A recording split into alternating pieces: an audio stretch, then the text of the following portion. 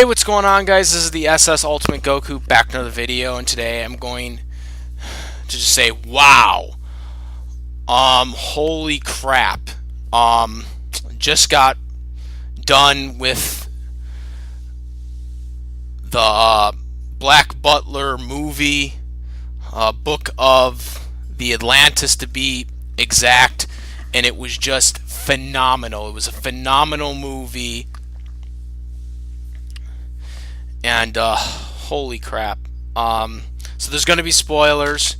I got this poster for $3. Well, you can't see it, but I did get a poster. I actually had to ride it home, weirdly, because they didn't have any bags, but they did hold it for me until I was done with the movie theater, which was cool of them. But I had to tuck it into my shirt, and then I had to zip up my hoodie and ride it home that way because I was riding a bicycle. I never even heard of this theater until this movie. So my mom was like, "Oh yeah," when I told her about it, I was like, "Oh yeah, that's one of the last old school theaters." So yeah, it was really different. It was the only airing for the English dub. The subtitle was on Monday. I didn't watch the subtitle version, obviously. So, yeah, let's get into the review. Again, the spoilers. Like I said, this was a well done movie. I was surprised by this movie. Going into this, I started watching this series not too long ago. Got caught up, and this movie came out. I'm now more of a fan of this series than I was before this movie, but because the movie really knocked it out of the park. It was a really good movie. It was a well done movie. Thing was, I was really surprised about this. A lot of the things that happened in this movie. But it was really good, and I was really happy. And yeah, let's get into the review. So the movie starts off with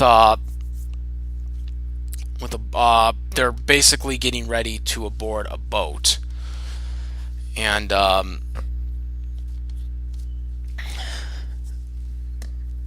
so they're getting ready to board a boat, and they're getting on there, and the Three Stooges aren't in this movie. They're in for like about 30 seconds. They're basically saying goodbye. I was kind of upset about that because the person had the glasses. I really like her. They got this whole silent thing going, and then funny type thing, but not funny in the stupid way, like actually funny type thing going on, and then they can be serious because they're protecting the mansion, and that's I guess they're doing. I guess they wanted to protect the mansion, but they weren't at the mansion, so I don't understand why they couldn't be in the movie. I couldn't understand why they wouldn't come to the trip. They're basically boarding a ship to New York, basically a Titanic reference, and they do a lot of Titanic stuff references in this movie, but they don't do it to the point where it kind of gets redundant. And just completely use the same stuff from the Titanic.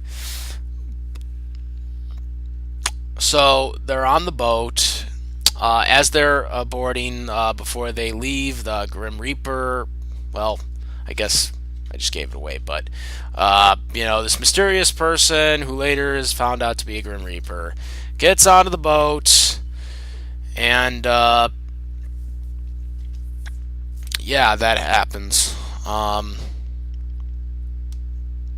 So he's on there, and then they basically are starting to investigate, because they want to find out about these undead people that are coming back to life. They eventually meet up with Lizzie and everyone else because they're on the boat too inadvertently. And so that all is going on. They talk. The two people for the queen are there. Um, they actually made a joke about Sebastian because he was alive. And they kind of just they just kind of brushed it ashore. Oh, you're alive. Come with a yeah. The person that kept kicking me and stuff like that. So that stuff happens, and then they go to the next. Um, they go to this basically where Sierra, kind of gets out of the gathering and where the food is, and he basically starts wearing this wig. Kind of looks like it was kind of weird because it kind of looked like one of the characters from the filler arc. Just saying. Anyways, so they go there, and Sebastian basically tells them, "Look, you got to do this, or they're not going to work to get into this secret society group." So he does the little dance, and freaking Sierra's so funny. He's so funny because he's like he does not want to do this stuff, but he knows he has to do it if he wants to complete his mission. So he does it, and they get in. And so then they see this doctor who performs this thing to basically, bring the person back to life. But in reality, what happens? It's an undead zombie. And he starts biting on his mother, or she starts biting on her mother. They throw daggers at him, or Sebastian threw daggers at him. Doesn't work. One of the two guards has guns, and they start shooting him in the face. They're shooting him everywhere, or shooting her everywhere. It doesn't work. Eventually, that mysterious person turns out to be a Reaper. Uses that lawnmower type scythe thing. I don't know what you call that, but it cuts the head off, and he explains that they got to cut the head off to defeat it, which to me is really weird and for me, for a zombie perspective, I would expect it to not be like that. I would expect it to be something more where in Resident Evil type things. I'm a fan of Resident Evil. When you shoot them in the head, they're supposed to die. So when I see, there was kind of a little hypocritical type plot holes going on in this, because there were parts in this movies with these undead people where they would shoot them with the gun and in the face and stuff like that, and they wouldn't die. But then when they would stab them with swords in the face, not even decapitating them, which is what kind of the Reaper said, you have to, take off their head. To me, that kind of is a plot hole right there, because a gun to the face, a gun to the face should have killed the zombies. That was, to me, it was a big plot hole. Guns are always the most efficient way to kill a zombie, which that's what these people were. They called them undead, but I mean, let's face it, they were zombies. They didn't have minds of their own. They even said that they had no souls. So, to me, these were zombies. And it was really weird that they kind of went against the gun logic that guns can't kill zombies, which to me is weird, because zombies, the most efficient way to kill a zombie is with a gun to the head. Again, that they did that. When they go on to the sequences after that, eventually Ciel and Lizzie are in this, Lizzie finds Ciel. They're in this dark room. And, because she wanted to get a piece of cake, or wanted to give a piece of cake to Ciel. Because, obviously they're, fiancés and stuff like that. They're supposed to be married. And so, what happens is they end up, these zombies come out, and so Sebastian has to kill them all. And, he had to kill them in like a demon type way, which Sierra didn't like that, but he said, time is the essence. So he tells Sebastian, you have to go protect Lizzie's family. Sebastian goes there, tries to help them. He actually tells them how to kill them. You have to, kill the face. And instantly, right when they find out the information, they freaking start stabbing them in the face and with the swords. And, that kills them. But, he says, we don't need protection. So Sebastian then goes on something, another way. While Sia and Lizzie and Snake even, they go their way because Snake ends up helping out as well. Oh, I almost forgot. They hustle, got information from the doctor because the doctor was there as well.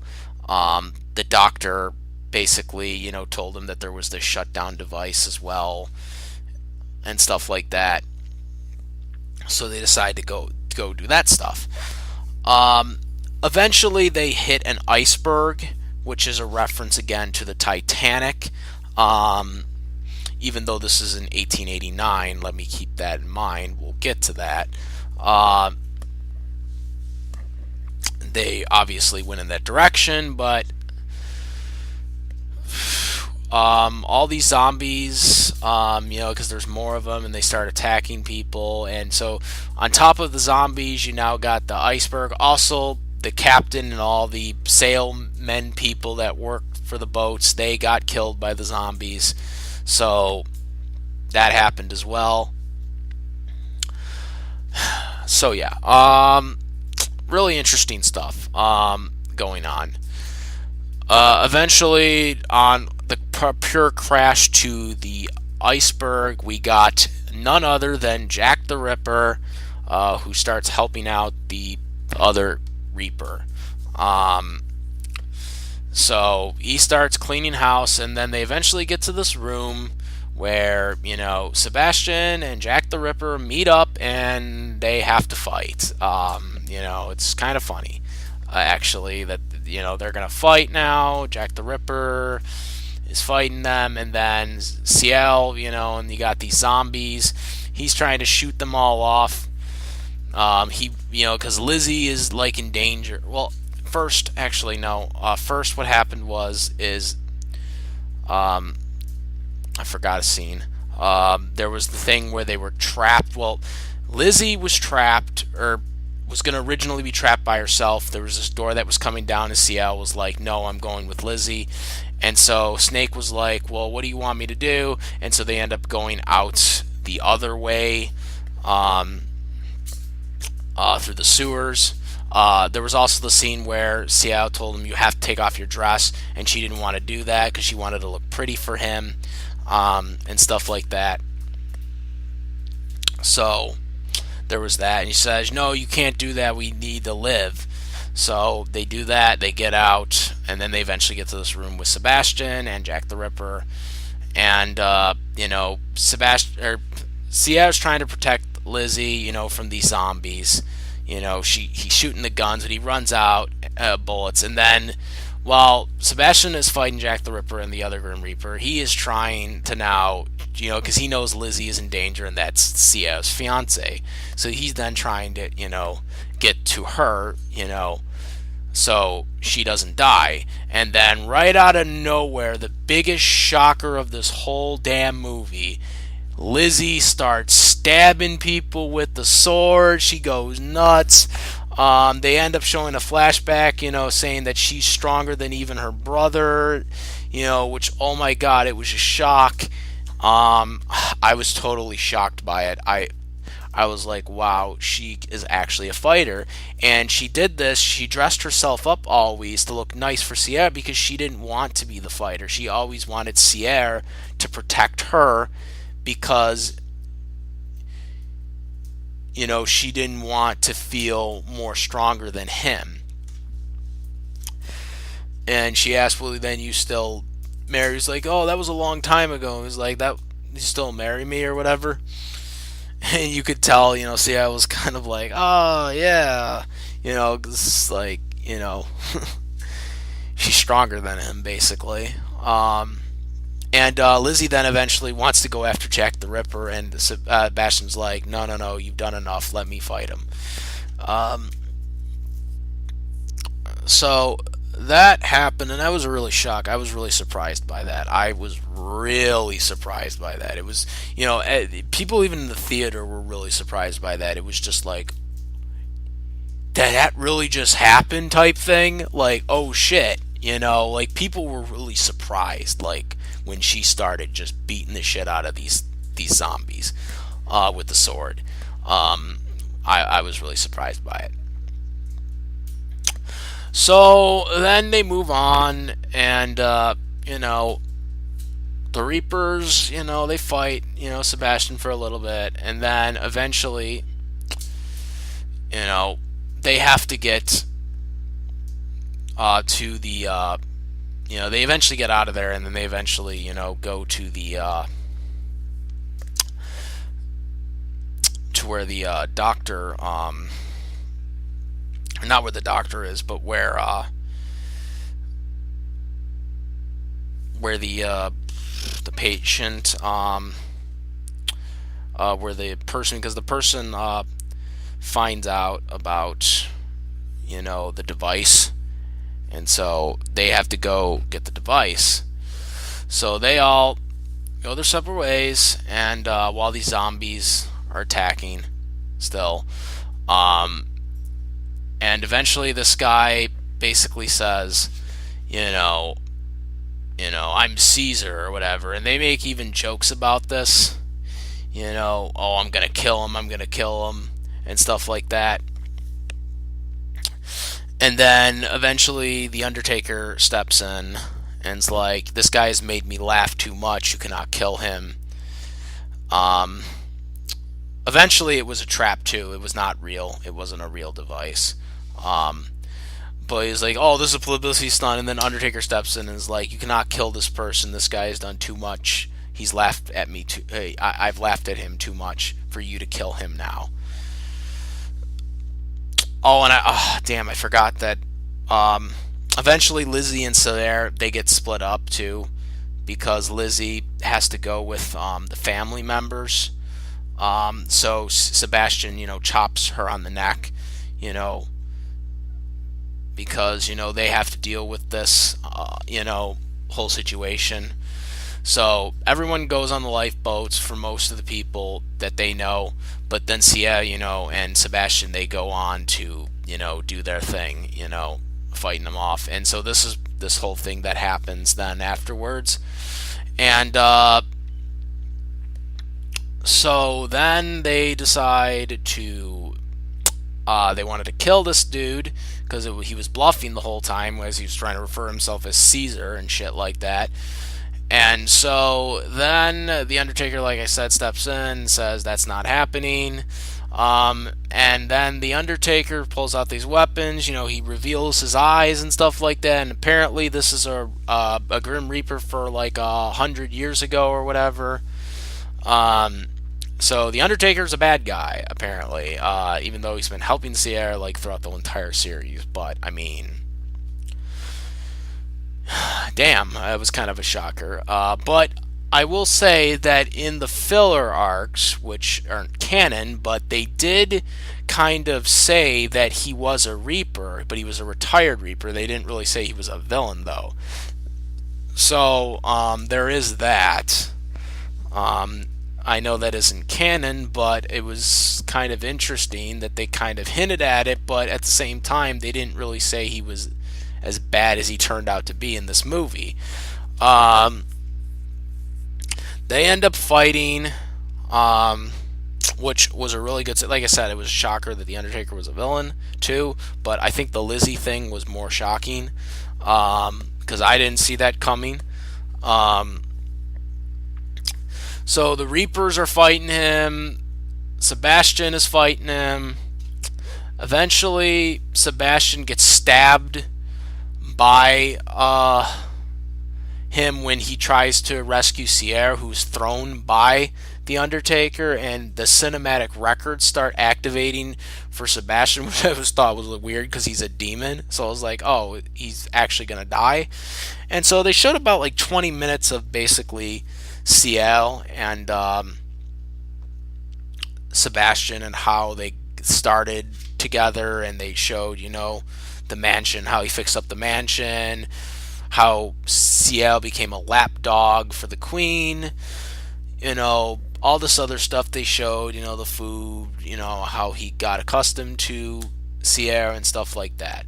And then after that, he was alive, all fine and good, and Undertaker was like, "Oh, I expected you to come back or whatever."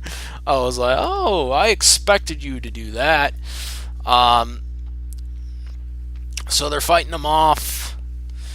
But the Grim Reapers are fighting him off this Undertaker, but like eventually he says he has this death scythe, and it can't be penetrated. So their scythes don't work. They actually get taken out. Um, and eventually he leaves, but he admits that he basically was the one who told the doctor what to do and stuff like that. He told him, but he had explained that you were no longer a doctor the moment you started testing on people, because he wanted to bring people back to life for medical reasons. But in reality, he said the moment you did that, you were no longer doing it for medical reasons. You bought into what I said, hook, line, and sinker. And so that was that whole thing. He eventually does get killed too, and they actually reference, how he dies, like, the year he was born and the year he died, which, was right now, which I thought was kind of weird. But they did explain that stuff, which again was kind of weird. Eventually, after that, he leaves, but he basically, says that we will meet again and stuff like that.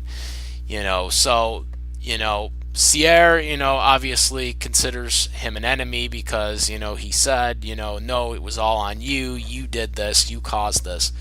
Um, so there was that. And then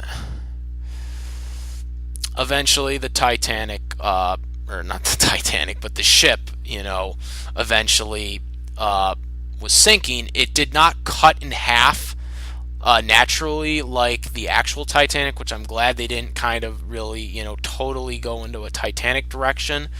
But it did eventually cut in half, but it wasn't cut in half naturally. As I said, it was cut by the Undertaker's scythe, and it actually, killed some innocent people. Um, so that happened, and Ciel is basically, has to go on this donut or whatever, and Sebastian puts him in there and like says, breathe.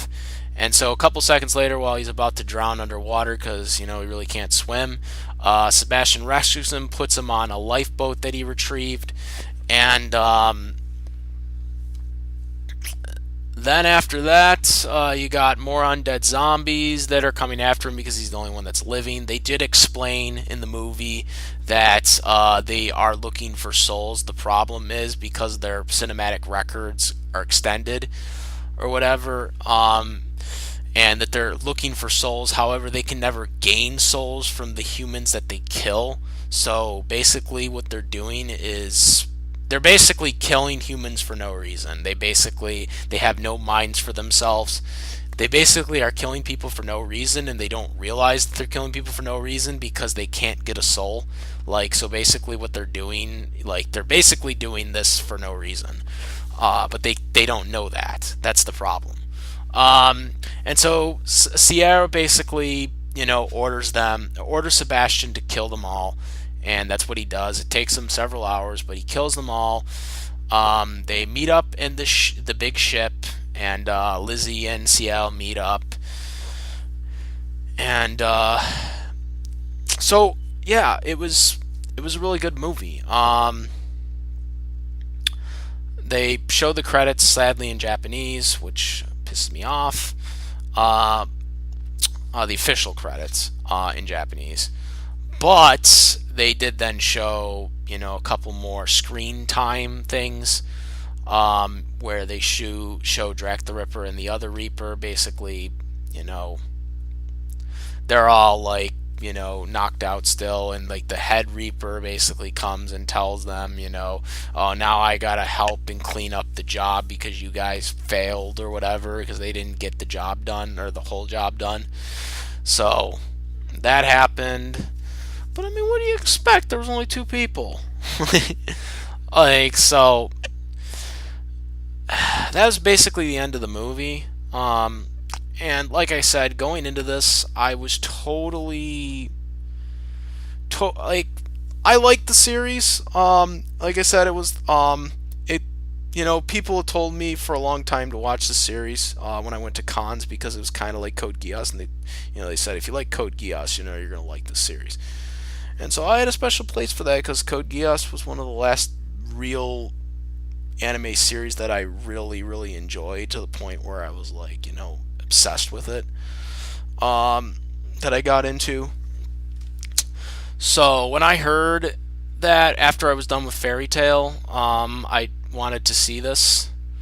Lo and behold, season one is now not available on the Funimation now because their contract ended with Athlex or whatever, because they're the one who does the anime. Um, but they did do this movie because of grandfather clause and stuff like that. So I'll probably get this movie because you want to know what? Honestly, I can honestly say I really enjoyed the movie. Wasn't a Dragon Ball Z movie, and this wasn't a Naruto movie or whatever. But I really liked it. I really enjoyed it. Probably one of the better anime movies I've seen in a long time, with the exception, of course, Dragon Ball Z, because Dragon Ball Z movies, animation movies, are always supposed to be good, or they should be. If they're not, then something's really wrong. But like, I was really surprised by this movie. There were so many things, just so many good fight scenes that even in the main series, we didn't really see this many fights, and there was nonstop action. Just like they literally hit it out of the park with this.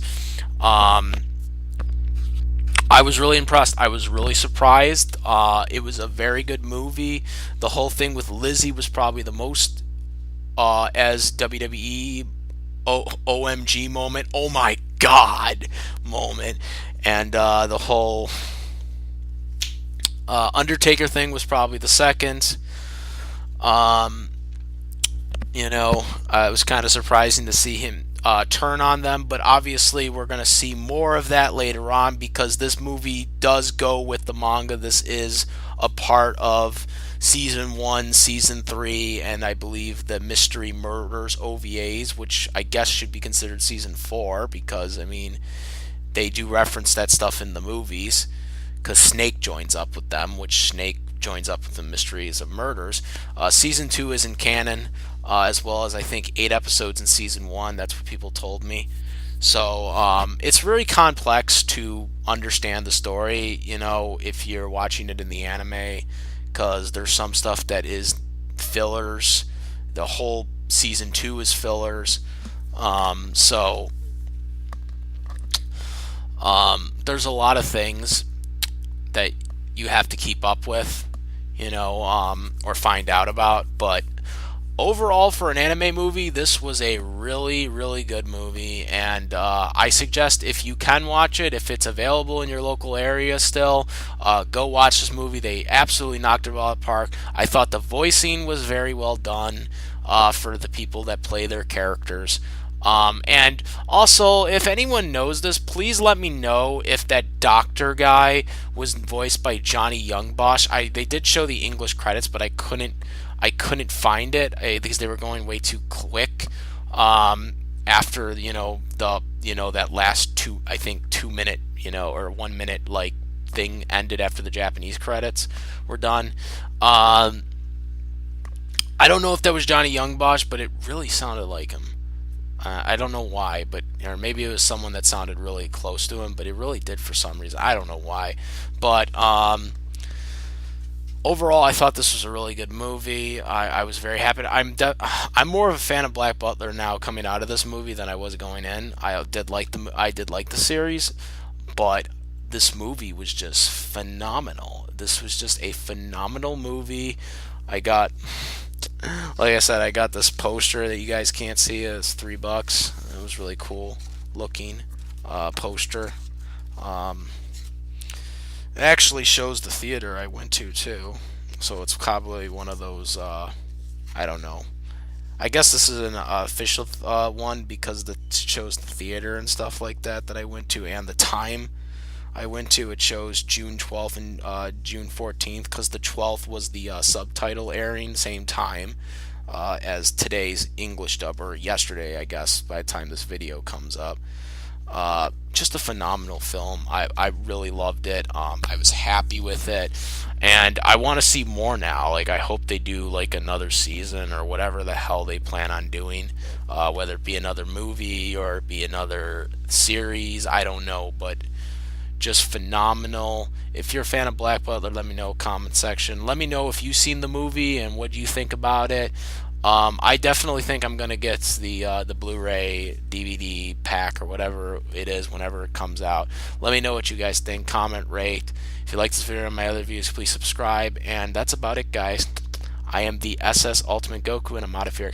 Peace.